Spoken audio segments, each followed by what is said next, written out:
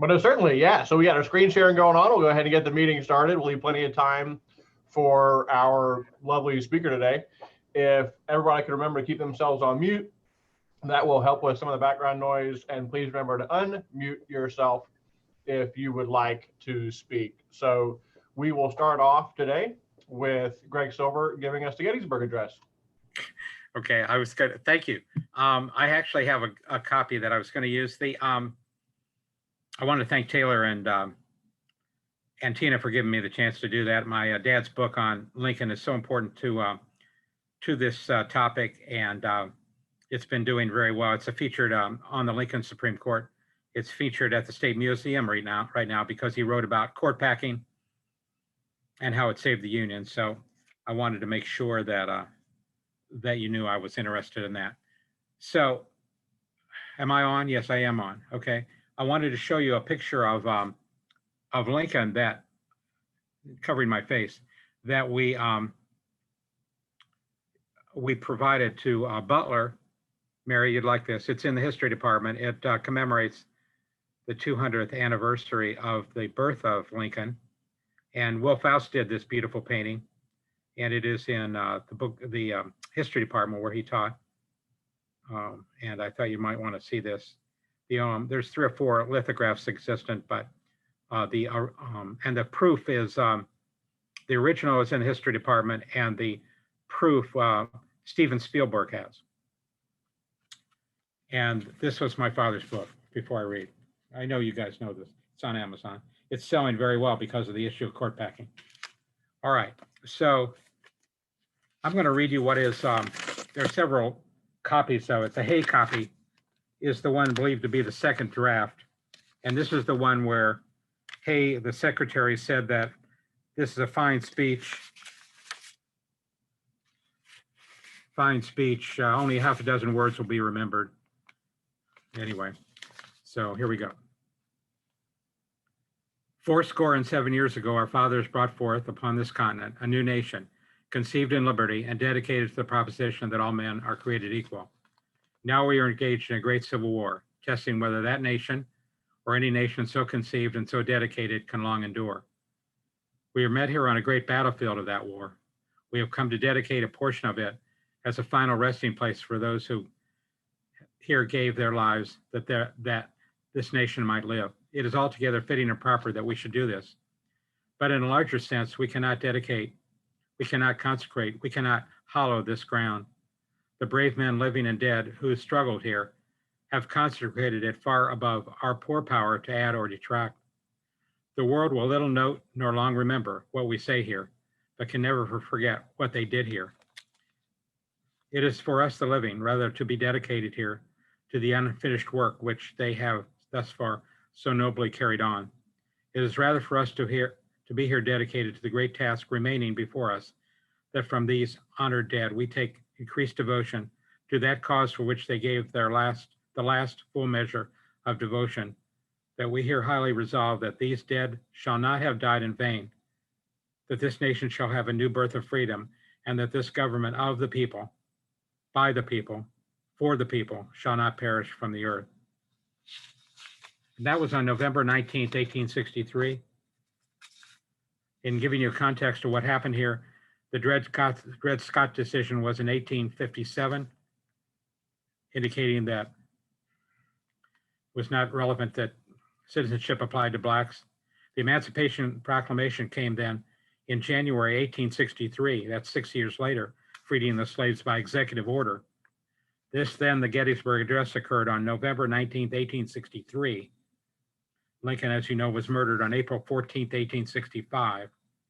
And if you are acquainted with the 13th Amendment, 1865, December, the 14th Amendment, the 13th Amendment abolished slavery. The 14th Amendment gave due process to everyone. That was on July 1868. And finally, the 15th Amendment, the right to vote for all Americans, February 3rd, 1870. So we're looking at a very historical period, but we go back to this Declaration of Gettysburg Address, November 19th, 1863, and we honor this as a great address through our President's Day this week and each day for our country. That's it. Thank you very much.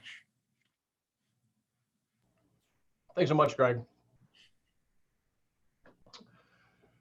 Kiwanis Amplify is a new leadership development series for $200 a person. It starts April 1st. It's almost like some of the service leadership program foundations are being applied to kind of business leadership. So if anybody is interested in that, click here to register. I may end up doing that myself. It sounds interesting, and $200 is about as cheap as it gets for a leadership series. Next week, we'll be hosting the infamous Abe Lincoln Scholarship Awards, hosted by Rafael Sanchez. He's going to be interviewing the 4 finalists. Wendy, would you mind giving us a couple of seconds about how this year will be a little different with COVID? Sure, I'll be happy to. Of course, it'll be virtual. We're not going to have a luncheon in person this year. And we are going to fit it within the scope of our regular club meeting. So we'll be highlighting those 4 scholarship recipients. And of course, later on, we really hope to be able to honor everyone. We do ask that everyone who's in attendance, you're welcome to, again, spread the word to friends and family. Please dress in business attire or business appropriate attire, for at least from the waist up or where the camera can see you, and keep your camera on. We would like these students to have the feel of, an actual event, an in-person event. And please remain muted unless you are called upon or have an occasion to speak. Great, thanks so much, Wendy. And I'll post it on my social media. I hope everybody does also.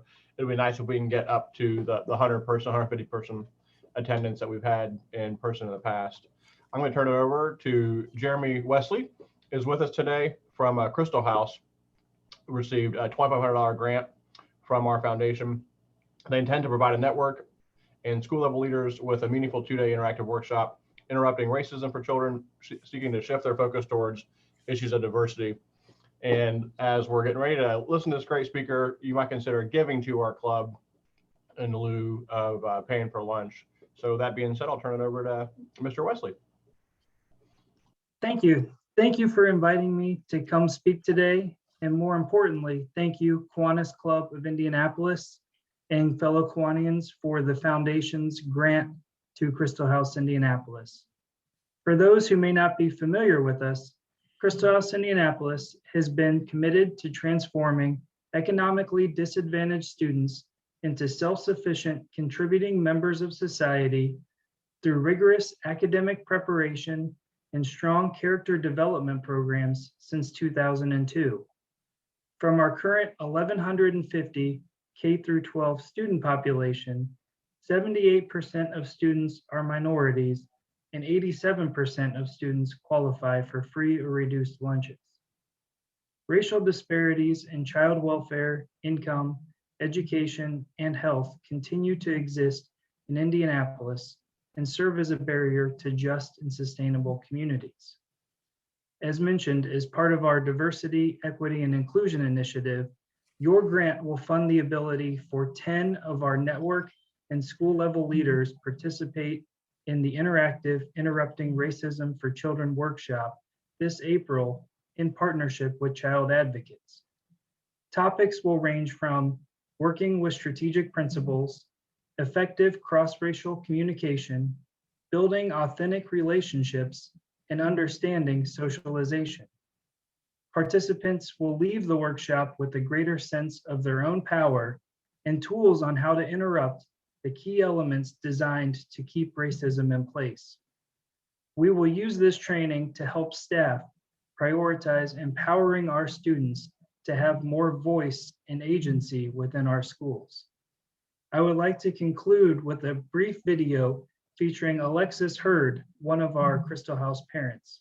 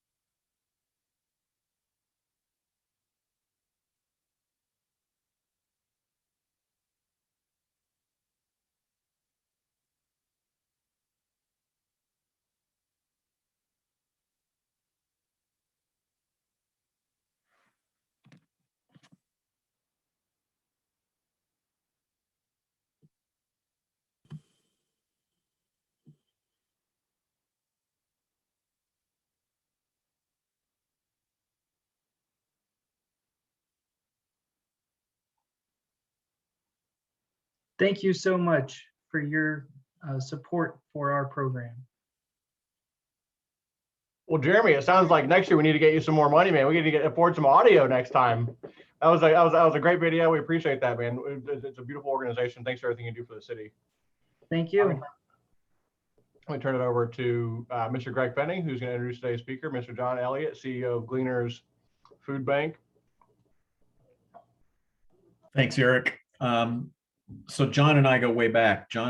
I first met John when John and I were both in SKL.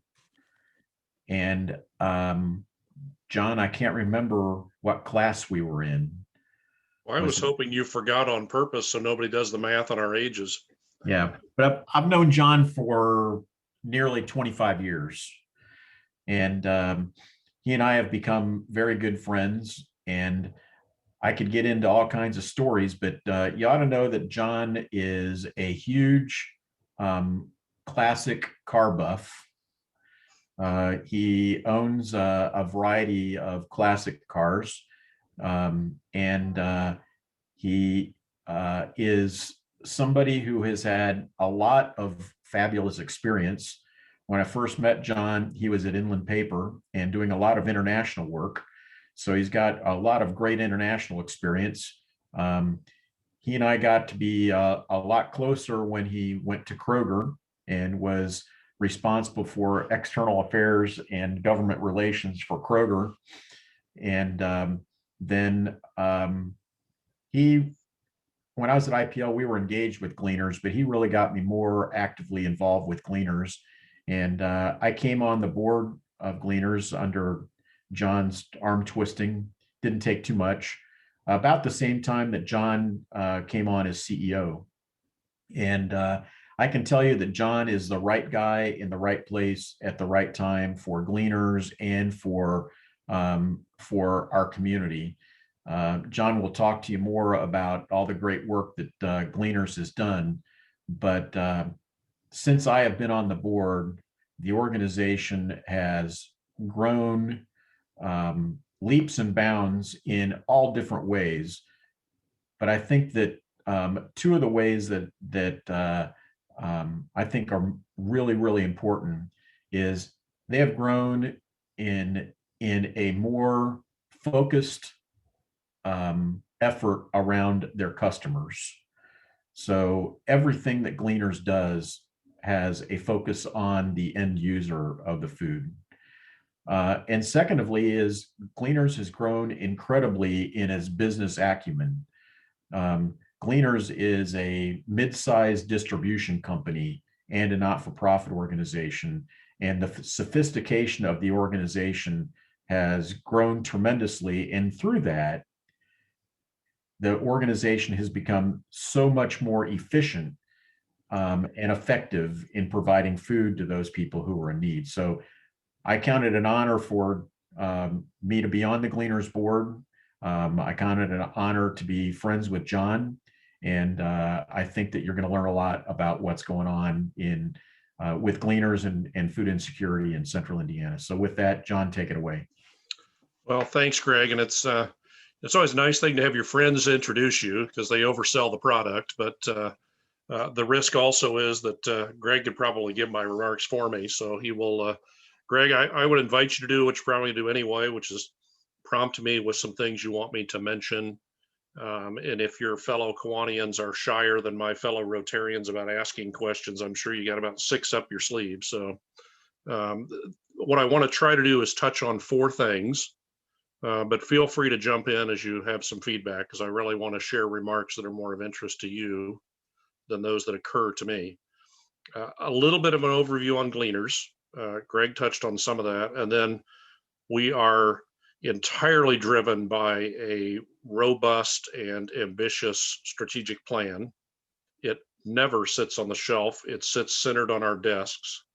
And then I'm sure you're curious about the pandemic impact on our world. And then I'll wrap up with a little bit about future plans and where we're going. So if that works for all of you, I'll dive in a bit. Gleaners has 5 roles simultaneously. The core role and most important is a food bank supporting hundreds of local partners in 21 Indiana counties. So that's central, east, and southeast, meaning about a third of the state and slightly more than a third of the food insecure neighbors in that state. We also are a contract reclamation site for surplus food and non-food for Kroger stores in Indiana and Illinois and a little bit into Missouri. We serve a couple of wholesale roles for bigger than our geography. The first of those is on behalf of the Feeding America Network, where Gleaners goes out and finds surplus produce from across the US and Mexico. And then we bring that in single item truckloads to Gleaners. And then we prepare outbound truckloads of mixed produce, increasingly adding in protein and dairy and some dry goods or grocery to food bank customers across 9 states. So Gleaners, the food bank, is the largest customer of Gleaners, the co-op operator, as well. So it disproportionately benefits our neighbors close at hand. We also are one of about a dozen of the 200 food banks that respond to natural disasters across the country. And there's an organized system through Feeding America to do that. So despite the pandemic, we've continued to respond to hurricanes and other things in support of our sister food banks. The fifth role is we have increasingly been a dry goods wholesaler for not just our fellow food banks, but for other hunger relief organizations. And that food sourcing role has been especially valuable during this pandemic, when we face a food supply chain that is more disrupted than any time since World War II. And I'll get to some of those implications, but having a food sourcing team, and we say sourcing, not purchasing, because food for us is sometimes donated, sometimes cost offset by us, and sometimes outright purchased. So it's a mix of sources of food for us and models. We have grown in the last year from 80 to 93 employees. That additional headcount has helped us cope with more than doubling the workload. And just to give you a little bit of scope in terms of volume, we're pretty good sized nonprofit. They closed the fiscal year at 148.5 million in total revenue. Operate a large size fleet of semis and refrigerated box trucks and so on. So as Greg said, we are a supply chain company as well. The last 12 months, not our fiscal, Greg, this will differ than the fiscal numbers you've heard. I had a report run for the last 12 months, 101 million pounds of food out through all those channels. So just phenomenal growth. I just hopped off I'm the Feeding America rep to a group assembled by the National Academies of Science, Engineering, and Medicine, and I'm supposed to be on that right now. So after Q&A, I'm going to hop back on that. But one of the themes on that was resilience. You know, how resilient is this country? And I can tell you, nothing tests the resilience of a food bank team like a pandemic. There's so much connectivity between the food people eat or don't eat and their overall health and other issues, and literally coping with the pandemic or other challenges. If we can feed people in a healthier, more nutritious and reliable way, we're moving the top 10 chronic health outcomes at the same time. So all that meant fiscal 20 over fiscal 19 was 107% growth in meal distribution.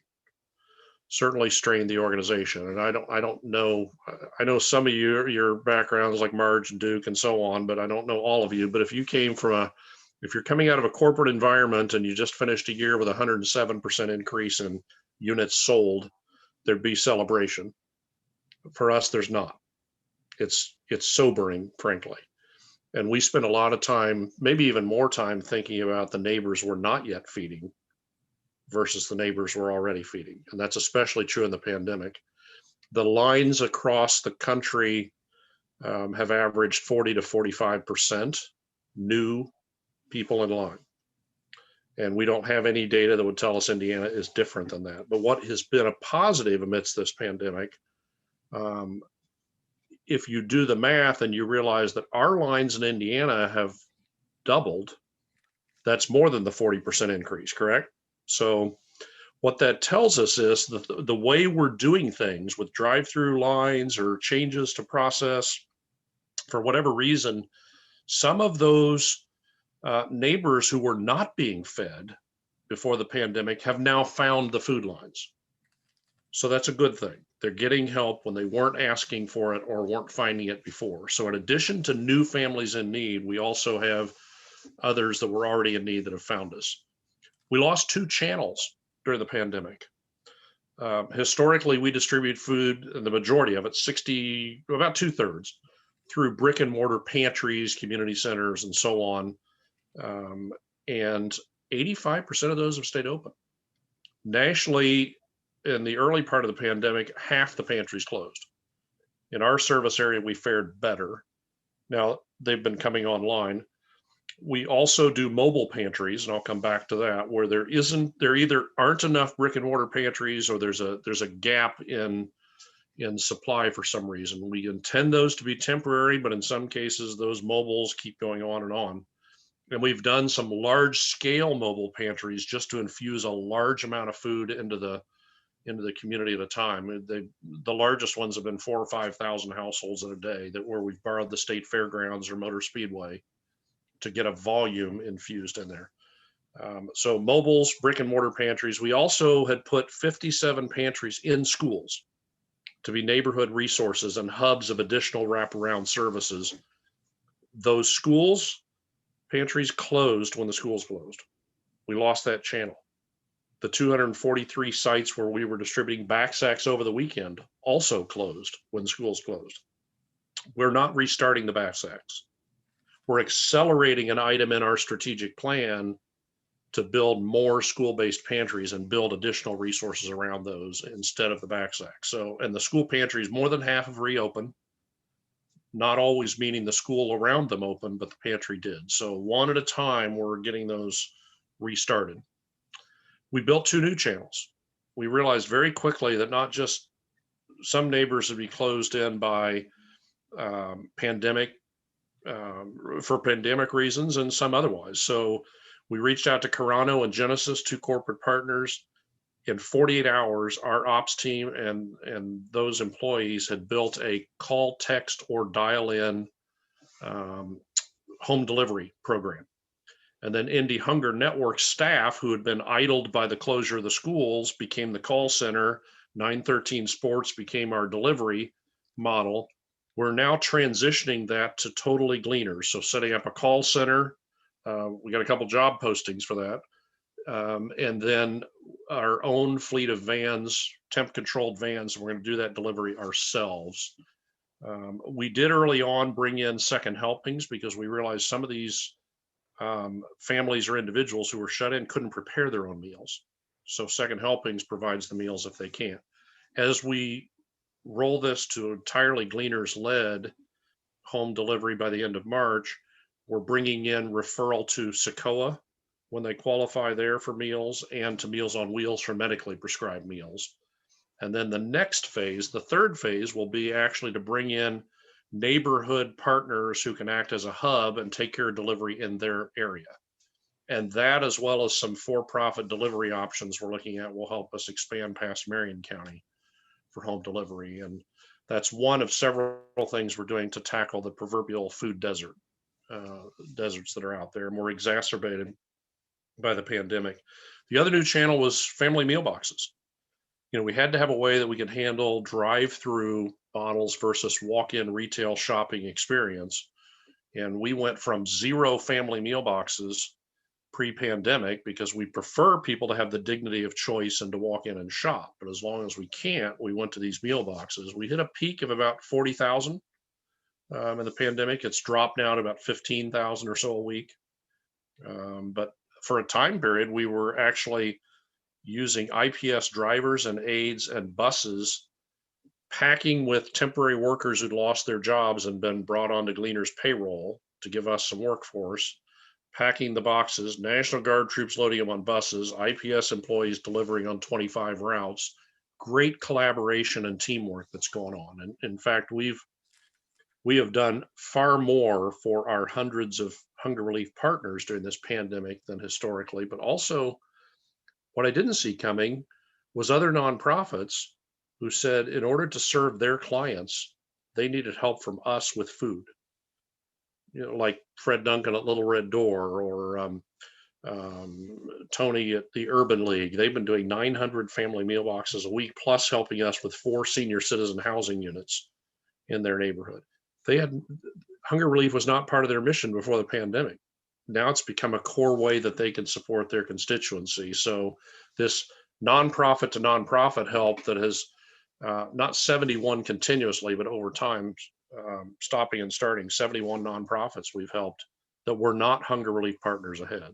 Some will continue after the pandemic, some won't. The strategy is interesting. We timed it well. The board approved it in February of 19, but we used that strategy built by 5 work groups, half of whom were not Gleaners employees or board. They were other community leaders who knew something about the clients we serve, maybe had something to do with housing or others, like operations head for Goodwill. And, Greg and Ann loaned us the leader from United Way who does their strategic planning and so on. So we ended up with a community plan, not a Gleaners in isolation strategic plan. And it served us well. We ended up changing every job description in programs. We completely redid our transportation planning. There were a lot of things that were in place when the pandemic hit. Thank goodness. We've also done some things around staffing. We started investing in team building and growth in every single employee with individual plans. We did some growth and development with the senior leadership team. We're about to kick that off with directors, that next level. So investing in people, we thankfully were out ahead of the pandemic in time to test their mental and physical energy like no time in our history. So we're monitoring a lot about taking care of the employees and their families, even more than you might as an employer as well. We made a decision when the pandemic hit to not stop any of what I would call the follow-on strategy. When you build a strategic plan, in my opinion, if you do it right, that leads to successor projects, or things where you go into another level of detail. So we did an end-to-end assessment of technology and data. What do we need to be a best-in-class 21st century food bank of the future? And that led to a lot of deficiencies in data and technology. The study is done. 2 weeks ago, we started the rollout or deployment of that, which will bring in corporate quality data warehouse, business intelligence, decision-making 30 some decision-making dashboards for staff and board and others, and really some state-of-the-art technology just in time to then transition back to whatever our post-COVID world will be. We can't afford, with limited resources and a need for 2.5 times the distribution we had before the pandemic, to waste dollars or any resource. And we don't assume we can go to donors and say, will you give us 2.5 or 3 times what you historically have? We've done more and more with the resources entrusted to us. So measures like cost per meal become important. When I arrived at Gleaners, it cost us 41 cents to provide a meal. We just finished a year where it cost 17 cents a meal. But the improvement in the quality and the nutritional value, that quality measure change was even more dramatic. Feeding America has a measure on quality of food called Foods to Encourage, and it's a variation of the MyPlate USDA model. Our goal by the end of fiscal 23 is to have 80% of the foods we distribute be healthy, nutritious foods. We've already hit 79%. We're not going to stop. We're going to keep pushing. We will not get to 100%, because 100% we believe gets into a judgmental area where we're telling people what they should eat, and we're not their parents.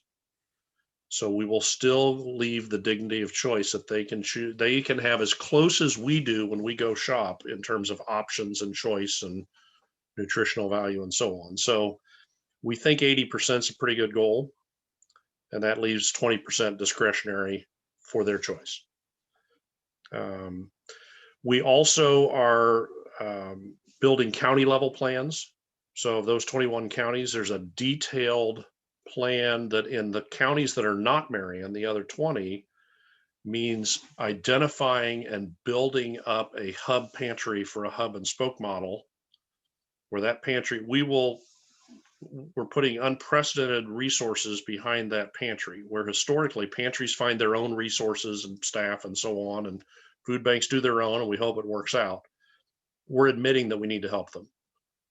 And we've been paying for things like parking lots and freezers and staff and technology and so on. We've got 5 of those started already, and we'll keep going as we find the funding to build up each county. Marion County is, as you know, far more complex. So we have a consulting firm we're working with to build a detailed neighborhood by neighborhood strategy for Marion. You know, our team already knows what some of the preliminary findings are going to be, but I'm sure you've all worked with a consultant or two where sometimes you need them to say back what you know the answer is. So it's a mix. Some answers we don't know, some we have a sense and we want to validate, but it will be a very collaborative, partnership driven model when it rolls out. We're actually already working with Eskenazi Health and some others, some of the community centers, even before we have some of those preliminary outcomes. So you're going to hear a lot more about Gleaners and, you know, Gleaners and Eskenazi, Gleaners and IU Health, you know, and so on, Gleaners and Ivy Tech. I think that's the key. We have to look at things the way client households deal with them. They're dealing with more than one challenge simultaneously. You know, they can't solve hunger for their family on Monday and then move to solving employment for their family on Tuesday and transportation on Wednesday. It's all interconnected. And it's not fair. It's hard. Being in poverty or being hungry is hard work enough. I don't think we need to send them 12 different places to maybe get 6 solutions. So we're doing a lot to bring wraparound services to food distribution sites, or take food to somebody else's site and make it easy for the client. And then every single key deliverable in that strategy has client-centric measures of success. If it doesn't make a difference for the client, it doesn't belong in our plan. If we can't measure the difference it makes for the client, it's not yet a complete measure. So a lot around the strategy. Future, as we think about the future, the tech and data deployment I was telling you about, we're also increasingly, I'd say, one of those entrepreneurial out front food banks in the Feeding America network. In fact, I'm one of the 6 CEOs that's part of a task force redesigning the national network.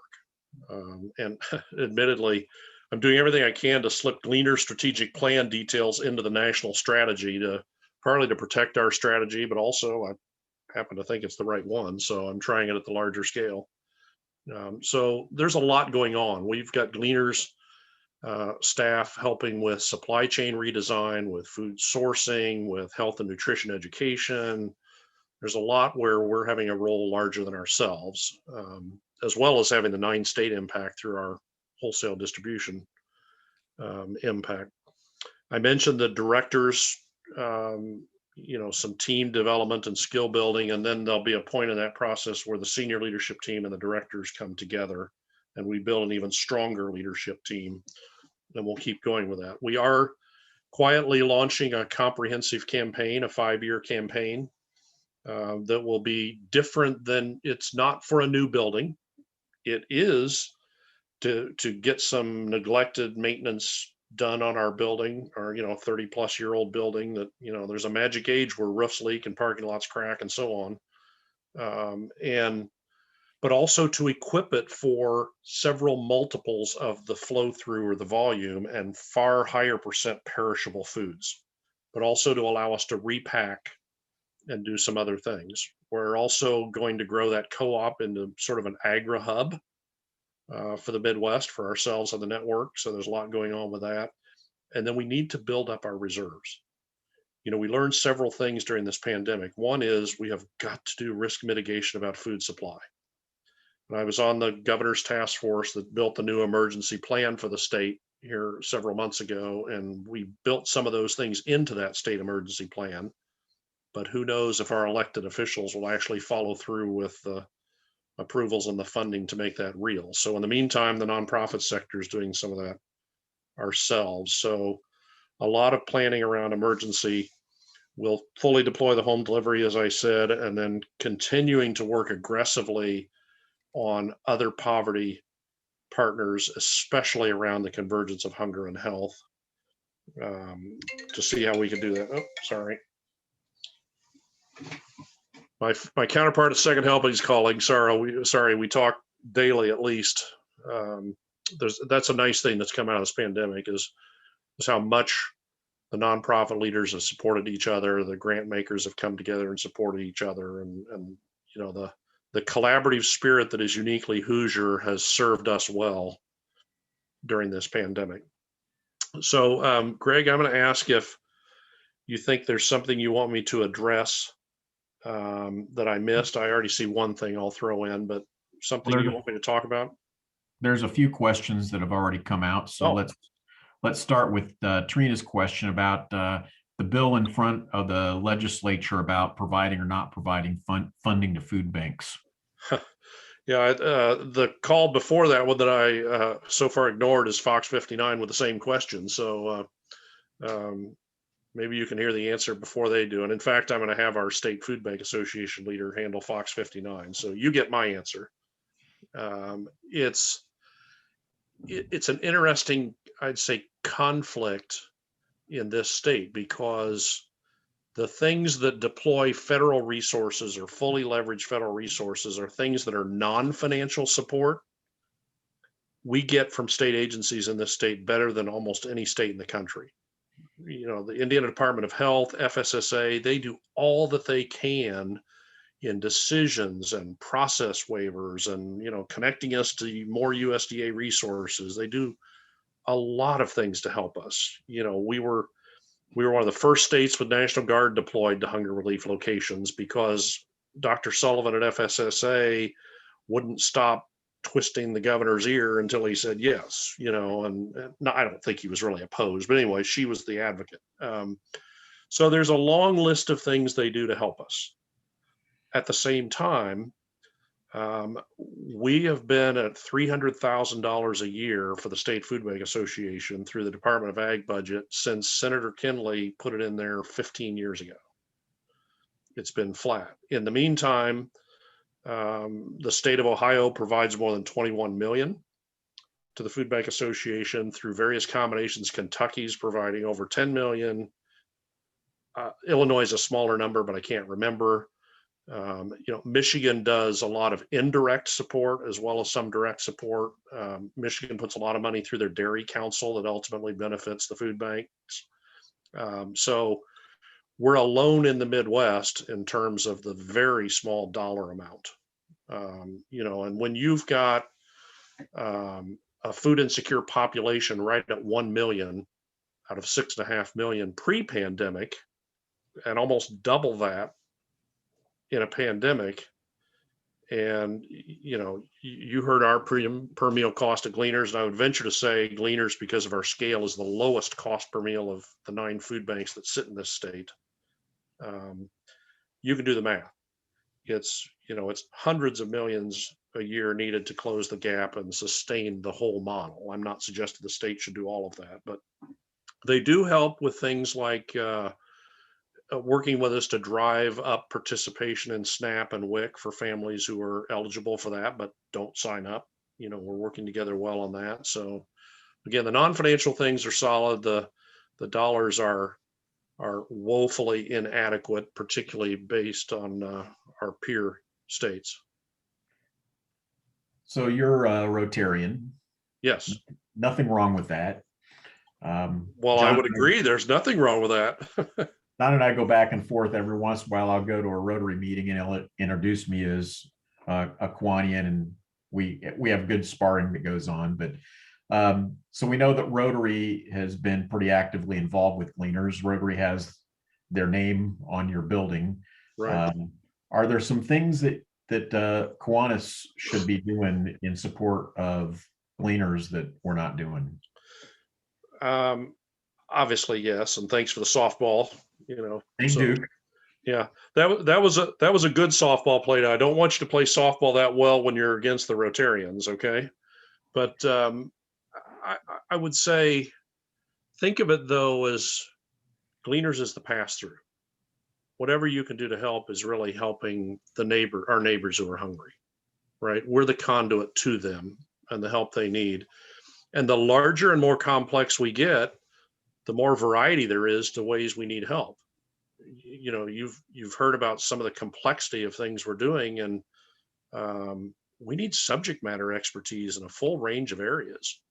I've enlisted several former board members as they roll off to stay engaged by taking ownership of things like the strategic plan and some of the process work that's going on in the counties and so on. But so don't assume there's not a need for expertise, but there's also a particular need for basic manpower. You know, pre-pandemic, 40% of our work was done by volunteers. Then it went to 0. So as we're building up the volunteer base, you know, that's a need too. You know, if what you want to do is pack some boxes, load some boxes, you know, do some of those things, that helps too. Obviously the finances do. We have completely moved away from the old passive reactive style of food banking, which is, you know, you sat by the back door and waited to see what loose cans and boxes people chose to donate. We would not hit any of our nutrition and health measures if we did that. And the cost was too high. You know, we were delivering a $1 can of soup at a delivered cost of $4 to families. Now we can deliver a $1 can of soup for less than the shelf price through efficiency. So cash to let us shop helps. That lets us do nutrition planning. That lets us do meal planning. That recently has let us do diverse food sourcing. You know, we're working with Immigrant Welcome Center, and we've been buying, you know, very ethnically diverse foods. That's part of making sure we're serving all our neighbors. We're not missing families in line. So dollars help too. Greg, I don't know if your question implied capital or those sorts of investments, but first of all, Rotary is only on 2 exterior walls. There are still other exterior walls and interior walls and rooms. And, you know, I mean, I might be a little biased, but I think you guys could, you know, maybe name the Greg Finnig Produce Center or something, you know, maybe stick him in a freezer on the wall. I don't know, but, you know, yeah, I guess I'd say we're very flexible. You know, some of the old fashioned style of fundraising and partnerships, I threw it away on arrival. You know, like it bothered me that we would call companies once a year and say, would you like to be a gold or silver or bronze level sponsor for the table? And I'm going to call you in a year and pretend like we have a relationship, you know, so Duke, you know better than that, right? So we'll talk. Yep. Yeah, if there's something you guys want to do, and particularly if it's something that reinforces other activities, right? You've heard how connected hunger is to other things. If you want to do something that reinforces something you're doing in education or in employment or housing, or right, Greg, maybe you guys probably are helping INHP if Greg's in your club. So, you know, is there something about housing and food? You know, just, we can talk, whatever you want to do. Well, we specifically like to outwork and out-donate downtown Rotary, John. Yeah. So, no, I'm just kidding. But so, no, I appreciate Shall I tell you what that was? I would love to hear if you guys have an annual participation rate or annual drive. No, I don't mean they're ongoing. I mean the price of admission on the wall was $1.5 million in 2010 dollars. So it's a steep price tag. Nice. Yeah. So between that and Monarch Beverage, that was frankly, that was the difference in being able to make the move or not, because you know, 2010 was not just 2 years after the economic downturn, but it was the highest food insecurity rate before this pandemic that we had seen. That's, you know, it took 2 years to peak the most households in need, and then took all the way to 2014 to bring the food lines back down to a more of a normal state. So we've got just a couple more minutes, and there's a bunch more questions. I'm going to pick a couple of them. So Diane, your strategic plan. I'm picking on this one because one, it's a great question, and two, is I'm really proud of what Gleaners has done with the strategic plan. So can you talk a little bit more about that and the engagement that you had with staff and with other outside folks in the board? Maybe talk a little bit about Chorus and a little bit about the process. But John, I know this is hard. Try to do that quickly. That's the hardest part for me, Greg. And I'm already going to violate what you asked because I just want to say I'm appreciating, is it Gerthlin? Your sense of humor and wit in your comments. So I'm going to give you a bonus point for the witty comment. But I am just such a strong believer in strategy, and I've served on more than a couple dozen boards in my time, and have always been so frustrated. You build a great strategy, you stick it on the shelf, and 3 years later you pull it out and blow the dust off and pretend like you're going to build the new strategy. And so, we part of the key to me is to assign more than one person in charge of keeping it alive. We gave each committee ownership of key deliverables. So certain things were assigned to finance committee and they own it. They own completion. Certain things to operations committee and so on. And Joe Verton, former fellow board member of Greg's, retiree he retired on the last day you could retire as a Dow employee versus Corteva.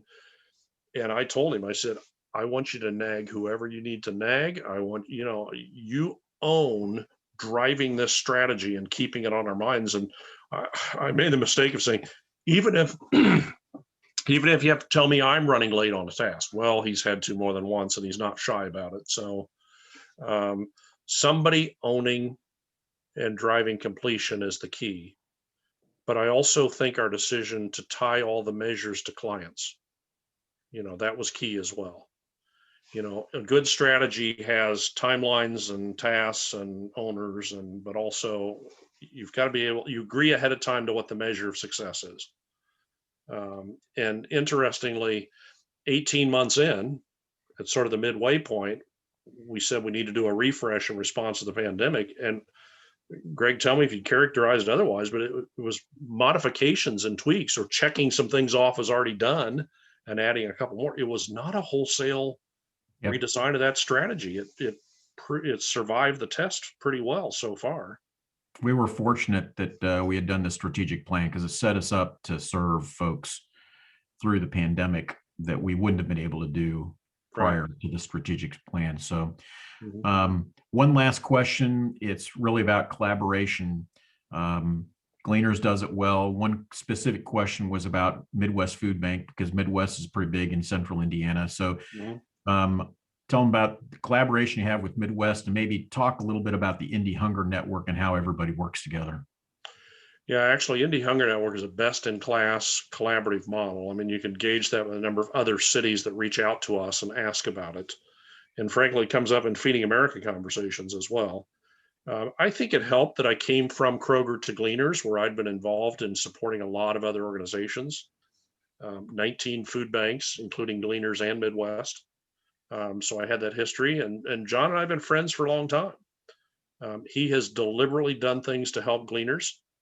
I have deliberately done things to help him, including I recorded a funding appeal message for his annual fundraiser. Asked the audience to donate to Midwest.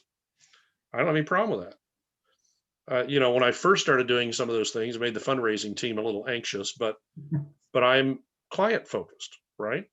And if we've got this huge meal gap of people missing meals, why would we do anything but help Midwest do their share and more of feeding them, or second helpings? The same thing. And we all need somebody we can call. And thanks, Greg, for being that person sometimes during this pandemic when I just need to talk. But John Whitaker at Midwest and Jennifer Vigrant at Second Helpings, the three of us are sort of a mutual therapy resource right now. You do feel, as a nonprofit leader at this time in this place, you do feel a burden, and they've helped with that too. But there are a lot of programs that have come out of Indy Hunger Network that would not necessarily have come out of or worked if they'd been by one of the individual service providing organizations. Great. So thank you, John. Obviously, everybody can tell why I get excited about being on the Gleaners board, and great friendship that I have with John and all the good work that he's doing. So thank you for spending some time with us today and giving us an update on what Gleaners is doing. There's so much more to be done, but I'm proud to say that Gleaners is is a leader in being able to provide food to people who are food insecure. So Wendy, I think we're turn it over to you. Thanks so much. All right. Well, everyone, please don't forget about Abe Lincoln next week. And I would also like to thank John very much for such a great program. Really appreciate it. Another just quick announcement here. Taylor, on behalf of the club, you mean a great deal to us. You really do. And we know that there's some great big changes coming up for you and Joe, and of course, then to our club. And we think it's only appropriate that we let you know how much you mean to us. We appreciate the work that you do for Kiwanis Club. We appreciate everything that Joe does because, of course, his support makes it all possible. So we want to do something for you in keeping with our mission to make a positive impact on the lives of children. So the club members got together and we made a donation. So if you would do us the favor of opening up that envelope that Trina had you pick up.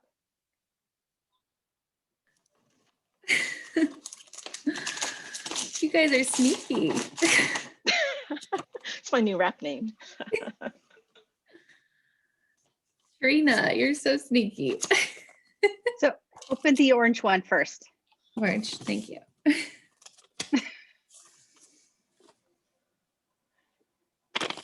We could be more excited to welcome another Jacobian to the Kiwanis family. Please enjoy this gift from the members of the Downtown Club as we celebrate this. Thank you. Oh my gosh. It was more fun than a gift card. Like cash. You can't do this to pregnant people. Thank you guys. I can't talk. Okay, so Tina, this is the picture we need to capture for the newsletter. Okay, so screenshot, record. So Taylor, we won't put you on the spot talking. Your weeping is thanks enough. So again, thanks to John for his time today. Thanks to Jeremy. John, there'll be a donation made to your name for the Patashu Foundation. I'm sure you're familiar with them. They address food insecurity, including partnering with 8 Indianapolis school, 4 community centers to serve 1,200 youth each week. Again, thanks to Wendy and the Abe Lincoln Committee for all the work they've been putting in. Thanks to Taylor one more time to see if we can get her to shake her head and cry a little bit more. No, but again, please join us next week. Please have your friends and peers and potential new members join us next week for the Abe Lincoln Scholarship Lunch. And with that, I'll say our meeting is adjourned. Thank you so much. And thank you to the club. And thank you, Taylor. Thank you guys. You guys are the sweetest. You're so sweet. I'm composed, I think. Kind of. But I really appreciate you guys. You've meant so much. So it's really sweet. That's all I've got right now. You're not going far.